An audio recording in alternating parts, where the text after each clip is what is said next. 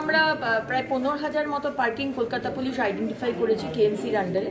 এখনো অবধি 9,000 10,000 মতো লিস্টেড আছে কেএমসির কাছে। বাকিগুলো আমাদের টিম বসে আমরা দেখব যে মানে কোন কোনগুলো লিস্টেড নয়, এবং প্রত্যেকটাতে পার্কিংওয়ালা থাকবে with costume, with ID card, তার ছবি থাকবে, শুধু আইডি কার্ড হলে হবে না, ছবি থাকবে। এবং একটা অ্যাপ আমরা ডেভেলপ করছি, পুলিশকেই বলেছি অ্যাপটা ডেভেলপ করতে, ওইটা দিয়েই আপনি পার্কিং দেবেন, মানে ক্যাশ পেমেন্ট কোনো কিছু হবে না, everything will be very transparent. এবং ওখানে বোর্ড থাকবে কত টাকার কত গাড়ি, কোন গাড়ি 1 ঘন্টায় বা 2 ঘন্টায় কত নেবে সব লেখা থাকবে।